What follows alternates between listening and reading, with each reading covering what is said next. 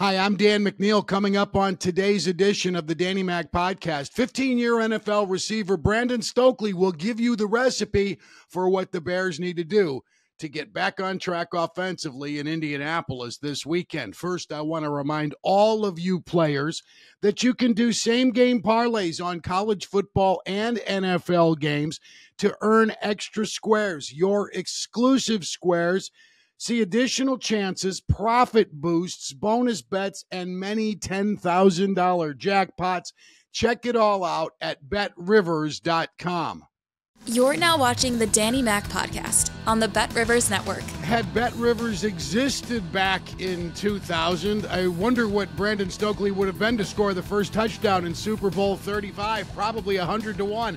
Let's talk football with the 15-year veteran, the popular talk show host in Denver. Brandon Stokley is with me today. Good to have you on board, B. Stokes. How you feeling today, man? I'm feeling great. I am feeling so good. It probably been more like plus 1,000. You forgot a zero on the end of that. That's probably where it would have been. Your agent, Rick Smith, told me plunk down on my guy, and it's like he only started a couple. There he is running into the end zone. But I did prosper because I had the Ravens in that one. We've got the Bears in Indianapolis, and you spent some time in Indianapolis years back, some good years with the Colts along your NFL journey.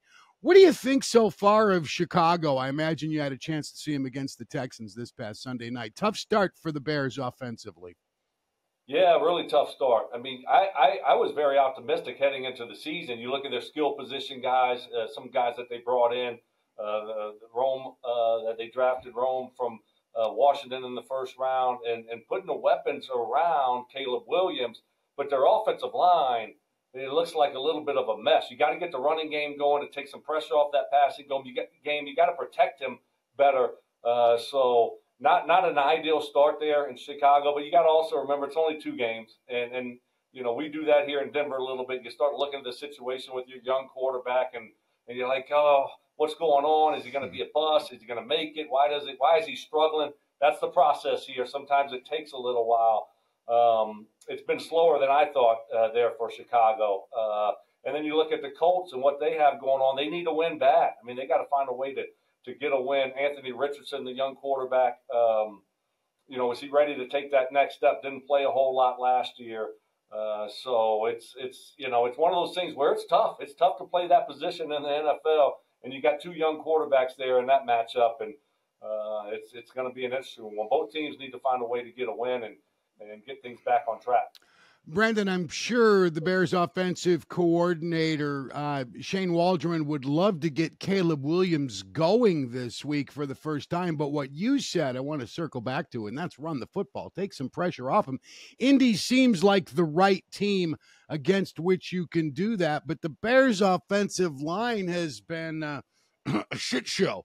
It's been terrible. Musical Bears once all over again. It's crazy.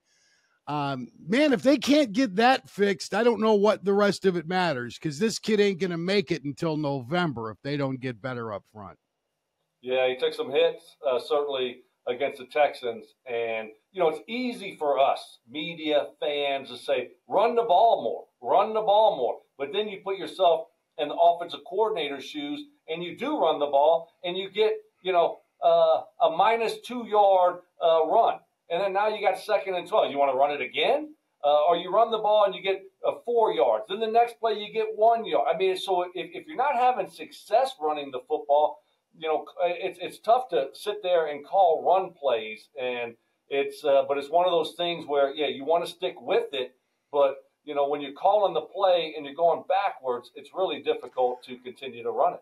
I agree with you so much. That's a real difficult discipline for a play caller, I think, is to continue to do it when it's not going well. And when Ron Rivera was with the Panthers, he's been a buddy for years.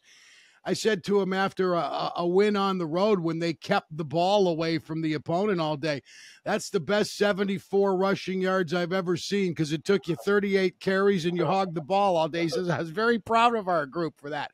It's tough to do it, man. You almost have to just go out of your way and do it, especially when you have a young quarterback. And you just do it. Like you said, You keep the ball away from the other team. You try to play low-scoring games and frustrate the other team to a certain degree and make a few plays on defense. Obviously, you need your defense to play well to have that kind of philosophy. But certainly with a young quarterback, you almost just have to accept it. Like, hey, sometimes the worst thing is you go run, and punt. That's not the worst thing in the world. Yeah, no question, especially with the thunder-footed Torrey Taylor. Bears drafted a fourth-rounder to take care of their punting needs. I want to ask you about the position of wide receiver. Rome Odunze is dinged up. He's got a heel problem right now and limited this week. Keenan Allen's already shelved as well. Why is that position historically such a slow starting position at the professional level?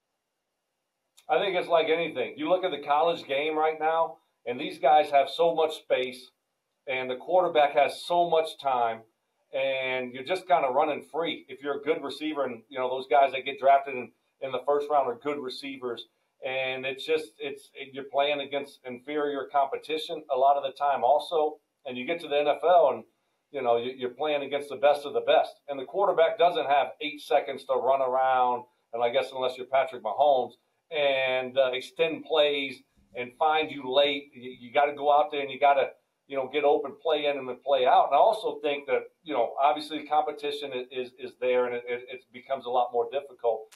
But on top of that, you're thinking a lot more. You know, it's a new game. It's a different game. You're thinking a lot. You're learning a new offense, those types of things. And so it just takes time for the game to slow down for you. And it's just a process. I had TJ Hushmanzada on the podcast a few weeks ago, and his opinion is the coaching at that position at the pro level is substandard. Did you find that to be the case? Do more receivers, coaches, do they need better ones at the professional level? I didn't. I had some really, really good wide receiver coaches that helped me out a lot. Starting in Baltimore, then I went to Indianapolis, had the great Clyde Christensen, who ended up coaching, going to quarterback coaching. And how about this? He coached Peyton Manning, and then also he went to Tampa Bay and got to coach Tom Brady. So I was fortunate. I had some really good coaches, and probably the best one of them all was Peyton Manning. Just sitting there and watching film with Peyton Manning and him just kind of telling you how to do things, how he wanted things to be done. And then you went out there and you worked on it every single day, you know, during the football season, but also during the off season. And you look at another point here that might be hurting these guys, a lot of these guys, is the lack of practice time. They don't have the practice time out on the field like they used to do. And the off season's different. And I think that's something that you look at and you say, well, how do you get better?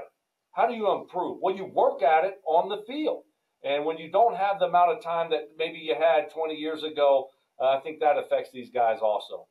The off-the-field schedule for these Bears this past summer and the first couple of weeks of the month of September has been just way too full. Hard Knocks seems – I just – maybe I'm reaching here, slot machine, but it appears to be they weren't ready to go when the lights came on. And I don't know if that's because they weren't dialed in or it's just a matter of time, but it almost looked, anybody who were to suggest you saw this come and they set themselves up for this, it's hard to dismiss that summarily without giving it some consideration.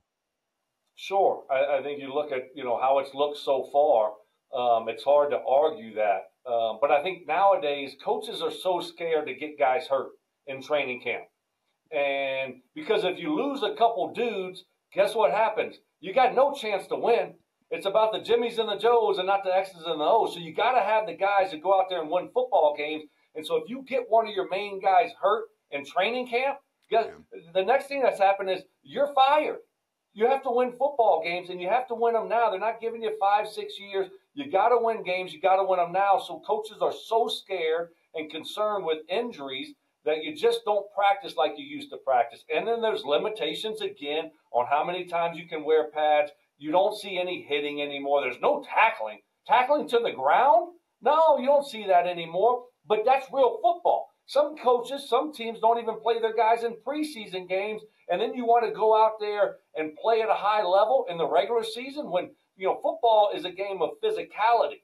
You got to tackle, you got to hit, you got to play at a high level, but none of these teams are doing it in training camp or in preseason games. And if they're doing it, they do it for a quarter, a half a quarter, not 4 quarters. I think that's why you see a lot of sloppy football, especially when you have a young football team. Mm-hmm. Let's talk a little bit about your team. The Broncos go to Tampa this weekend, 6.5-point underdogs at Bet Rivers against the Buccaneers. Tough start for Sean Payton's Broncos at 0-2. What do they need to do to get this thing back on the tracks for themselves? Score touchdowns, right? I mean, that would be nice. Can you score some damn points? That always helps. I'm taking Tampa in the points. I give the points. I like what I've seen the last 2 weeks. Broncos can't score. Their offense looks just inept.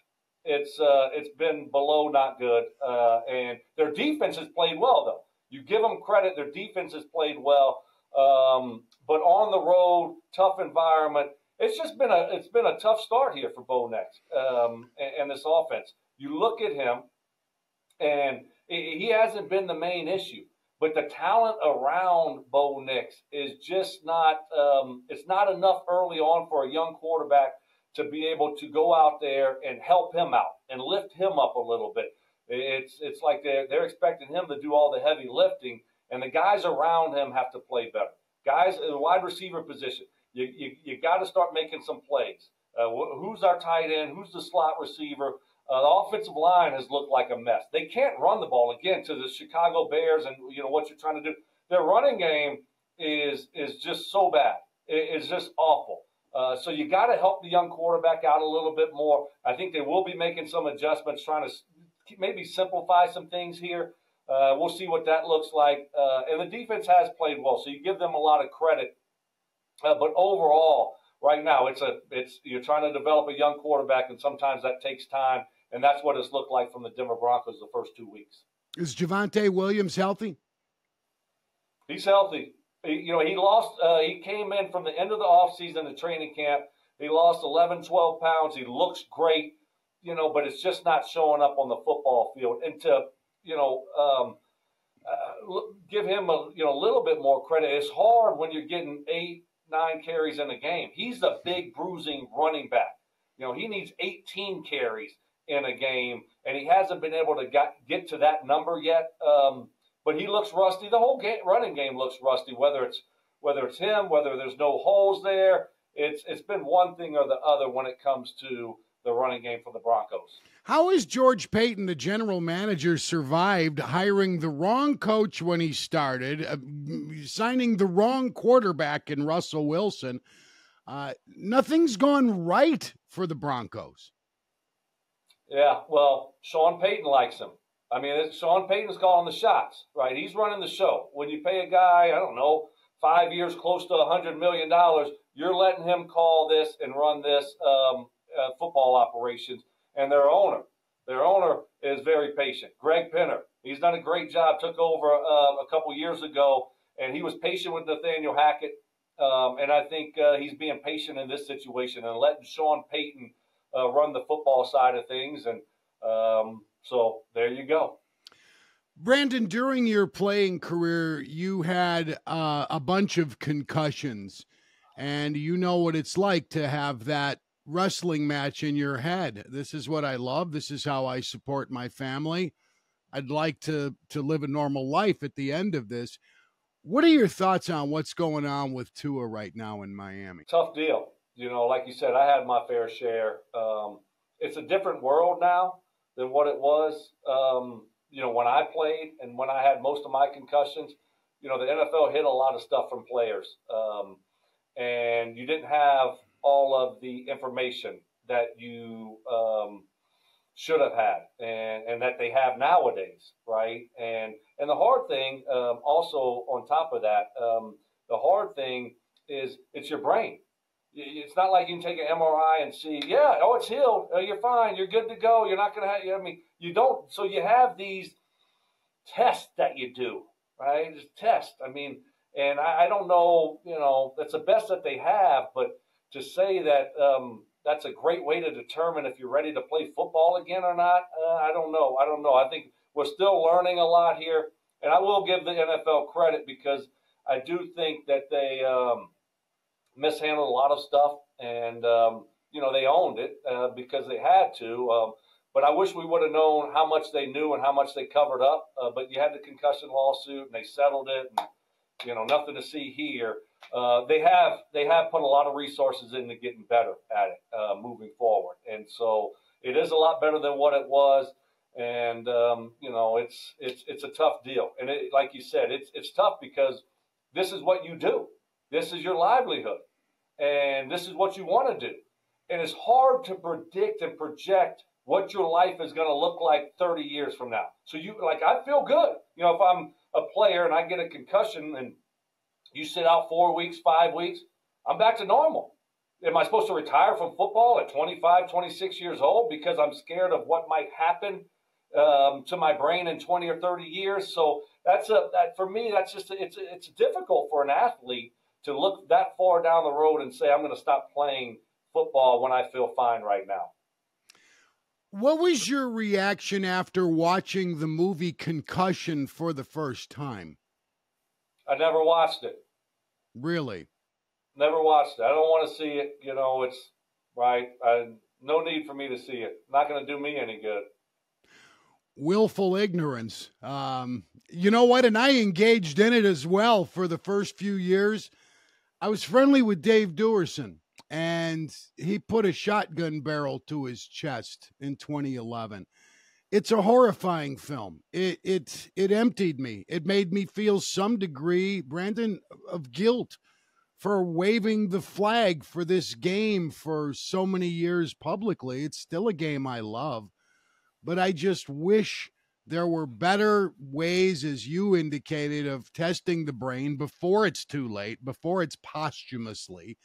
And I wish people would exercise caution. If the family members of Tua are not gonna change. They are Warrior Nation believers from his part of Oahu, and they are determined for him to go back to work. If I loved the man, I would beg him to not do it. That was nothing shy of a neurological event 2 years ago when his hand was spasming involuntarily. I don't know what more evidence you need to say, man, I'd love to keep doing this, but it ain't for me. Yeah, for me, I every man has to decide on their own what's best for them and their future.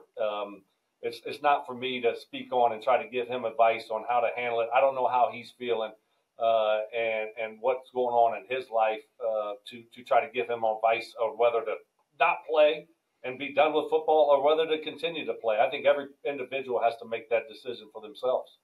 Through 2 weeks in this football season, who's the biggest pleasant surprise and the biggest disappointment in the NFL? Well, I think, you look at the Minnesota Vikings and how well they've started off the season, what a win they had last week against San Francisco. Sam Darnold, is it the real deal or is it not? How about the New Orleans Saints? Are you kidding me? I mean, to go down to Dallas and they just punched them in the mouth. I mean, how about that running game? I mean, I wasn't expecting a whole lot from the Saints this year, and the way that they've handled their business the first 2 games of the year has been impressive. Here you go, Kansas City, just finding ways to win football games. Might not be pretty, and since he's sitting there at 0-2, they always start slow, and they'll pick up and start playing a lot better. So it's and Harbaugh's just doing what Harbaugh does with the Chargers, and finding different ways to win football games. And the Ravens, they got to get going. You got to get over last year. You got to find ways to, win these close football games. And sometimes the Ravens are frustrating. They have a late lead, 10-point lead against the Raiders at home. You can't lose that football game. Come on. You can't lose that game. And so it's why we love it. This is why we love the NFL. What's going to happen with the Dolphins now? And they had Super Bowl aspirations. One injury obviously can change that thing. You go to your backup quarterback. Obviously if they want to get to where they were hoping to get, Tua's got to be a part of that. Question. How about the NFC North with Jordan Love going down, the Packers, maybe maybe not as daunting as we thought they'd be. Of course, it's early, and Malik Willis did okay the other day.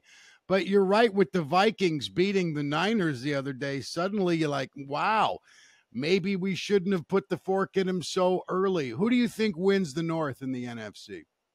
I'm still going with the Lions, and I'm not completely sold on the Vikings yet. And so I really do. I love the way the Green Bay finished last year. I mean, that team, the way they finished, and if Jordan Love is healthy and playing, I mean that's a good football team. So I like it being a 2-team race. I know I'm not going out on much of a limb there. I thought Chicago would be better this year. I've kind of taken a step back on them. But yeah, I think it's a 2-team race, Detroit and Green Bay. And I got Green Bay with that experience that they have and what they were able to do last year, being able to win the North.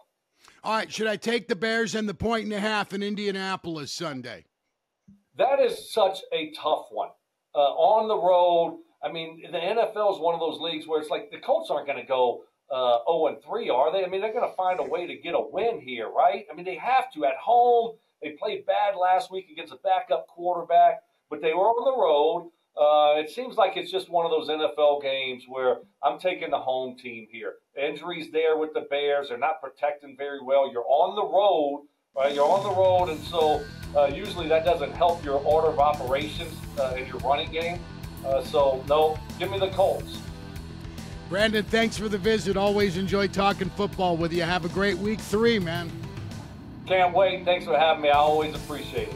Number 80 in your program from Louisiana. That's Brandon Stokley, the popular talk show host in Denver, who's a member of our family here at Bet Rivers. Thanking Randy Merkin, who gets me all the guests for these shows. Sam Michael is our executive producer. Adam Delavitt, Baby Capone, as I've been referring to him for almost 30 years now, runs the show. Troy Mocker, Alex Pastor, thank you for a great job. Good luck to you this weekend. Play guardedly. We still don't know who's who in this National Football League. I'm Dan McNeil.